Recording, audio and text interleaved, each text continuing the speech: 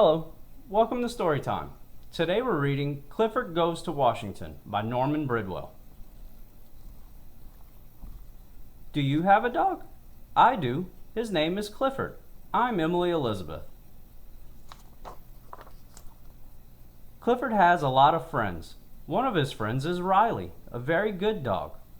Not long ago, Riley did a very brave thing. He snatched a little kid out of the path of a car. Riley's picture was in the paper, and he was on television. Somebody in Washington, D.C. saw the news about Riley. Riley was invited to the White House to receive a medal for his bravery. Clifford was very happy for his friend. Riley got to drive to Washington in a big car. Clifford wanted to see him get the medal, so he tagged along. When we reached Washington, Riley's car crossed the river on a bridge. Clifford was afraid he would break the bridge. Clifford found another way. It was a hot, sunny day, but some people thought it had started to rain. The people in Washington, D.C. aren't used to having a big dog around. Before we went to see Riley get his medal, Clifford and I did some sightseeing. Clifford's favorite statue was Abraham Lincoln. Clifford also liked the statue of Thomas Jefferson. Thomas Jefferson seemed to like Clifford too. Clifford was very excited to see the statue of Franklin Roosevelt's dog, Fala. Fala must have done some very great things to get his own statue. Clifford and I saw a demonstration going on. The grass was filled with people carrying signs. Some were for something. Some were against something. The people were all shouting. Clifford found this very upsetting. Then he had an idea. He gave them a place to get out of the heat. Everyone enjoyed the shade and got along better.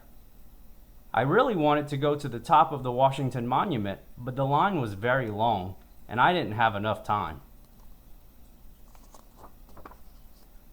Clifford fixed that for me.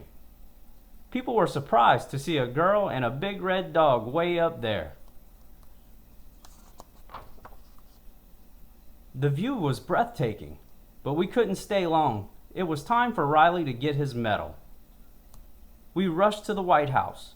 We passed the National Aquarium. And we raced by the Treasury Building. We got to the White House just in time. Riley and the First Lady were standing on the lawn.